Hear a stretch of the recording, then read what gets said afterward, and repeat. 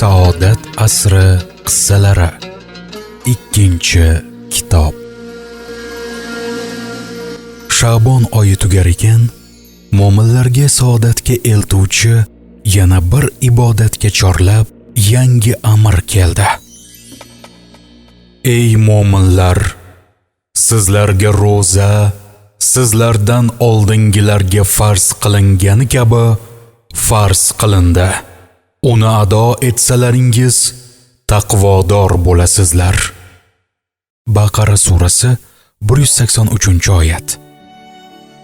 Keyingi oyatlarda bu rozaning Ramazon oyida tutilishi, kasal yoki musofirlargagina boshqa kunlarda tutib berilishi anglatildi. O'sha kecha hamma bundan buyon har yili bir oy muddat bilan Ramazon oyi rozasi farz qilingani xabarini uylariga olib qaytdi.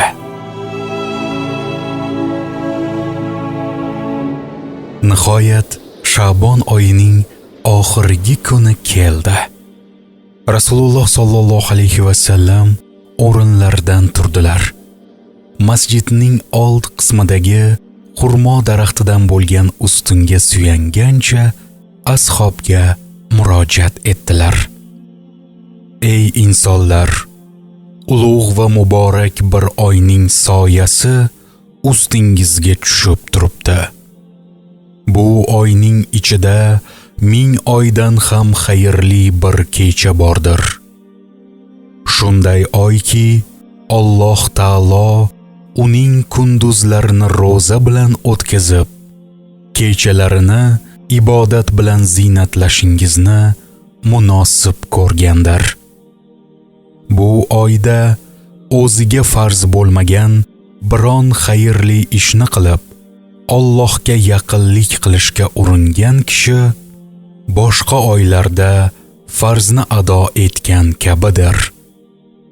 Bu oyda bir farzni bajargan esa boshqa oylarda 70 farzni qilgan kabidir.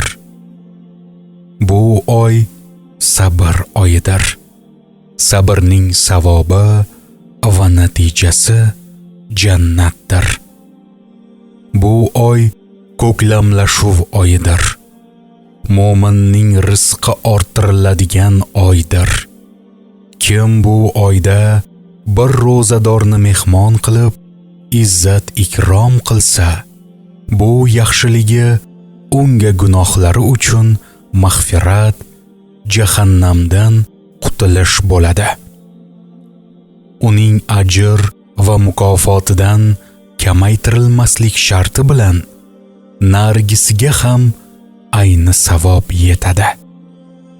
Shu yerda Rasululloh sollallohu alayhi va sallamning so'zlari kesildi.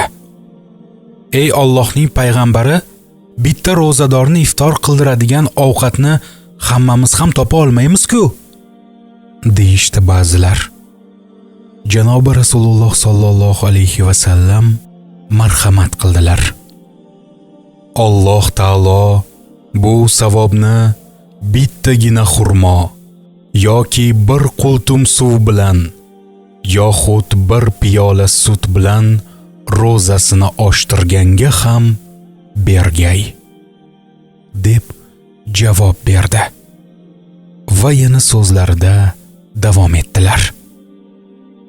Xizmatkorining yukini yengillatgan kishini Alloh taolo kechiradi va jahannamdan ozod qiladi.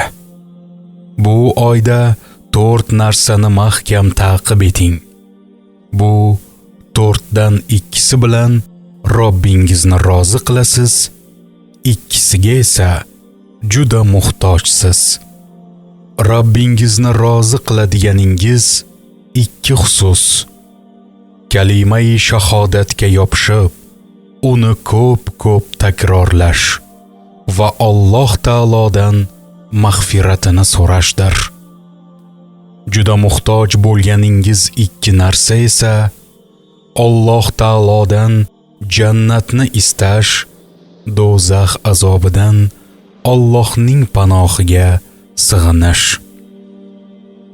Kim bir ro'zadorga suv bersa, Alloh taolo unga o'z hovuzidan suv ichiradiki, uni ichgan jannatga kirgunga qadar hech chanqamaydi. Rasululloh sallallohu alayhi va sallam sayyidimiz so'zlarini bitirgach, ko'ngillar bir kun keyingi ro'zani va ro'za oyi bo'lgan Ramazonni orziqib kutadigan holatga keldi. Ro'za arablar bilmaydigan narsa emas. Islom dini kelmasidan avval ham ro'za tutadiganlar bo'lardi.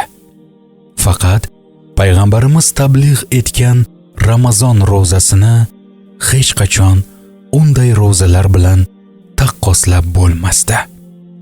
Parvardigoriga ko'ngil berganlar uchun bu oyda tutiladigan ro'za tengi yo'q bir ibodatga aylandi.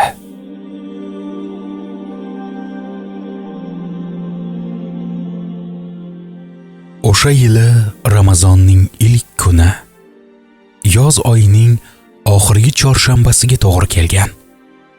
Bomdod namoziga chiqqanlarning barchasi ro'zaga niyatlangan edi. Sayyid koinot hazratlarining yuzlari barq urib turardi. Har doimgidan xursand ekanliklariga shubha yo'q. Fayzini, barokatini kechagi suhbatda anglatganlari ushbu muborak oyga yetishish va bir oy muddat bilan Robbilariga ibodat nizomi ichiga kirish ul zotni albatta xursand etib, saodatmand qiladi-da. Buning ustiga tunda Jabroil Amin yana yangi xushxabar keltirdi.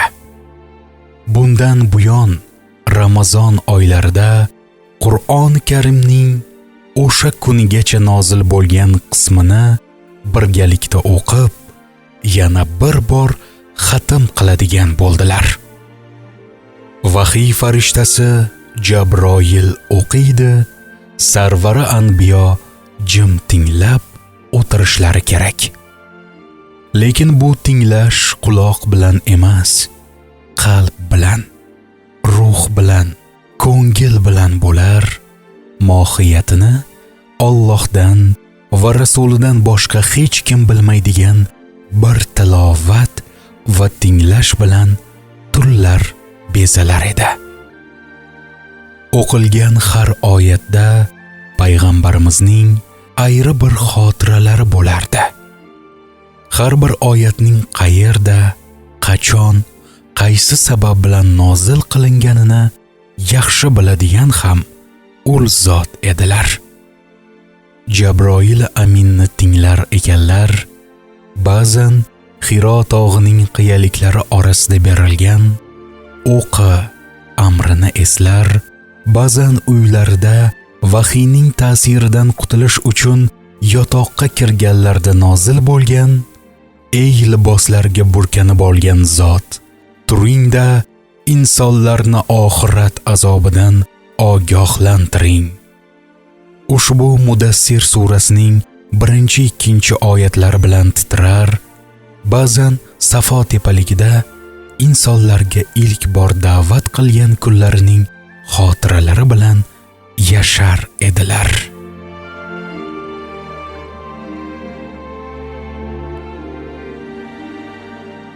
Ro'za tutayotganlar og'ir shartlar ostida kun bo'yi davom etadigan bir ibodatni ado etish sevinchini Allohning ne'matlariga erishish sevinchi bilan qovushtirdilar. Rasululloh sallallohu alayhi va sallam janoblari ozgina suv bilan ro'zalarni ochib, 1-2 xurmo yedilar. Tashnalik ketdi. Tomirlar ho'llandi. Inshaalloh mukofotimiz tasbit etildi. Allohim, sening roziliging uchun ro'za tutdim. Sening rizqing bilan ro'zamni ochdim, dedilar. Keyin jamoatning oldiga o'tib shom namozini o'qidilar. Yozning oxirgi kunlari emasmi? havo issiq va charchatadigan edi. Dalasida ishlaydiganlar bor. Ularning bardosh berishi yana ham qiyinroq. Shu bilan birga chekilgan har bir mashaqqatga yarasha qiymat ham borligiga hech shubha yo'q edi. Arablarda oqshom roza ochilganidan keyin uxlaguniga qadar bo'lgan vaqt iftor muddati hisoblanar. Uxlab qolgan kishi qayta roza tutgan bo'lar va rozadorga harom qilingan barcha narsalar o'sha ondan e'tiboran unga ham taalluqli bo'lib qolar edi. Qays ibn Sirma oqshom bo'lgach dalasidan horib, charchab uyiga qaytdi. Xotiniga "Yeydigan biror narsang bormi?" deb so'radi. "Uyda yeydigan hech narsa yo'q. Qo'shnilardan bir so'raychi?" deb ayol chiqib ketdi. Biroq ayol qaytib kelmasidan qattiq uyqu bosib uxlab qoldi. Qo'shnilaridan bir miqdor yemak ko'tarib kelgan ayol uni uyqu holida ko'rib achinib ketdi. "Voy sho'rim, endi tamom", dedi pichirlab. Chunki bo'lar ish bo'lgan edi. Endi uyg'onsa ham yeya olmas edi.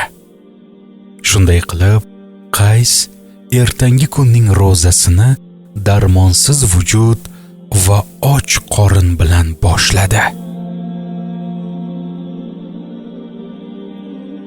Hazrati Umar o'sha tong Rasululloh sollallohu alayhi va sallamning huzurlariga keldi. "Boshimga bir ish tushdi", deb kecha uxlagandan keyin xotini bilan aloqa qilib qo'yganini aytdi. Rasululloh sollallohu alayhi va sallam janobimiz bu mavzuda hech narsa demadilar. Ehtimol vahiy kelishini kutayotgandirlar. Yoxud ulug' Mavlo masalani Qur'on oyati bilan hal etajagi uchun rasuliga javob berishga izn bermadimi?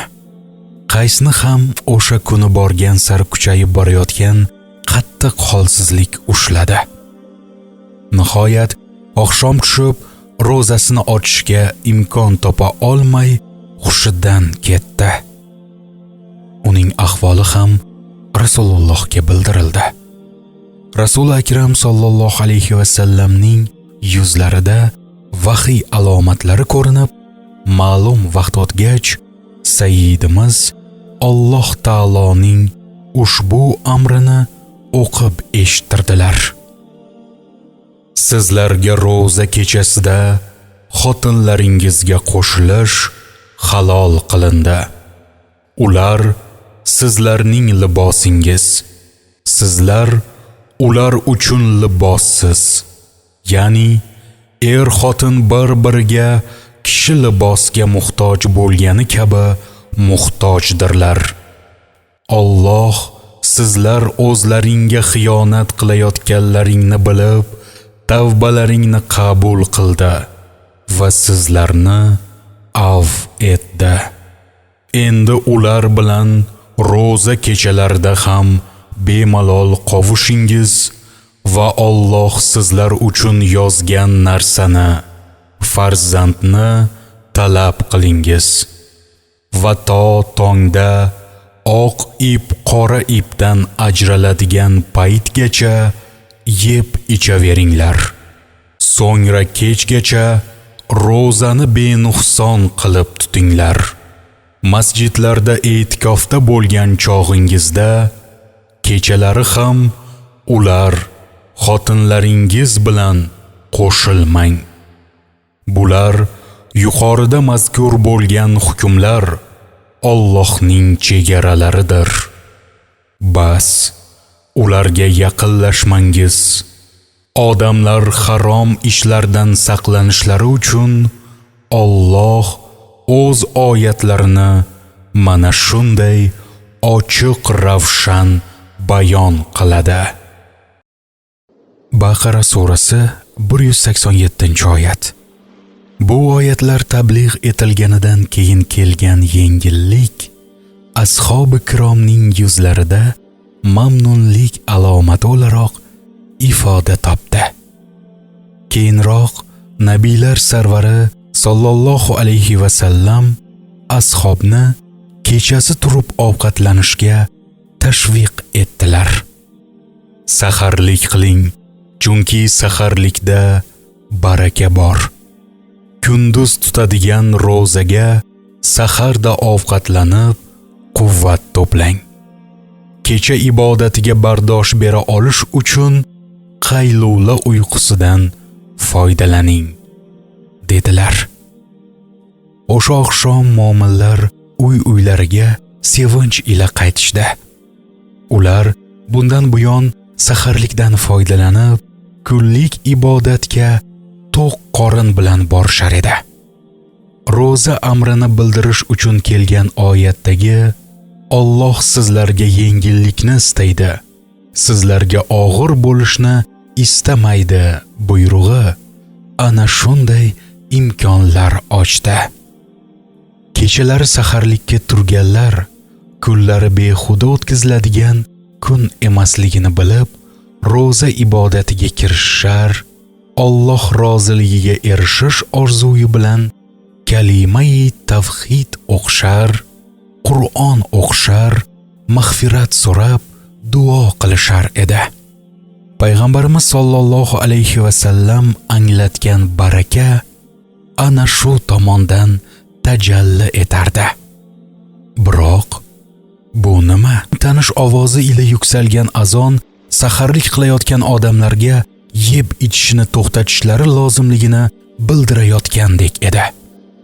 Uyqulardan chiqqan kishilar sharq tarafga qarab, ufqda biron bir yorishganlik alomatini ko'ra olmadi. Hali tong otmagan edi. Bu holatga ko'ra hali yeb ichish vaqti tugamagan edi. Bunda bir xayr bo'lsa kerak deyishdi azon aytilishidan bir hikmat izlab. Chunki yanglishib Allohning chegaralarini poymol qilib qo'yilsa nima bo'ladi? Kechagina tushgan oyatda bekorga bular Allohning chegaralaridir, bas ularga yaqinlashmangiz deyilmagandir. Lekin oradan sal fursat o'tib yana azon ovozi yangradi. Bu gal Amr ibn Ummi Maktum azon aytar edi. Bu paytda Kunchiqar tarafda g'ira-shira yorishganlik alomatini ko'rishdi.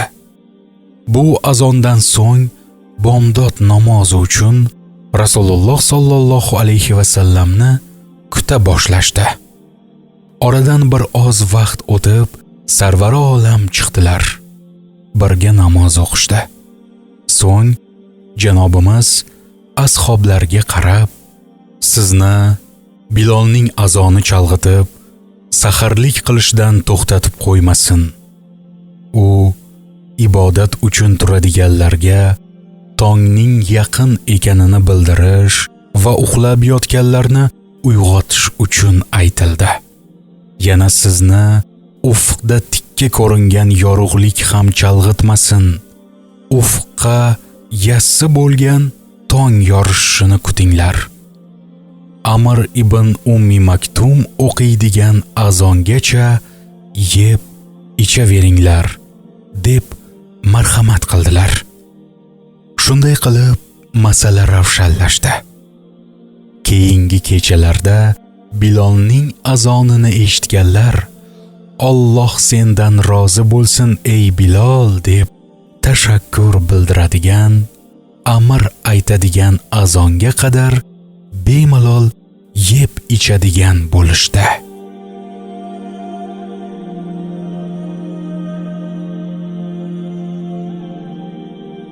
Rasululloh sollallohu alayhi va sallamga bir xabar yetdiki, uni aniqlash maqsadida 2 kishini vazifalantirdilar.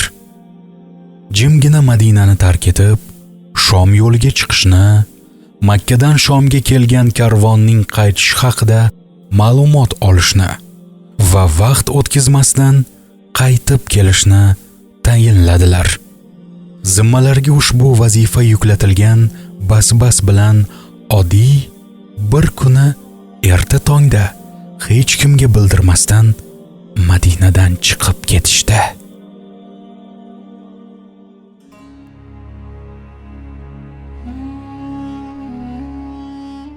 Ramazon oyining ilk kunlaridan birida Rasululloh sollallohu alayhi va sallamni shunday bir savol bilan qarshilashdi. Nima deysiz yo Rasululloh?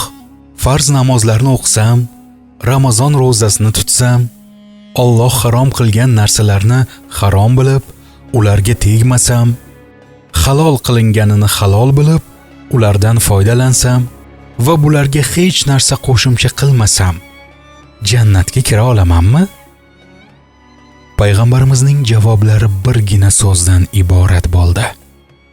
Ha, vallohi, men ham bularga biron narsani qo'shimcha qilmayman. Eslatma. Ushbu kunlarda hali zakot bilan haj farz qilinmagan edi.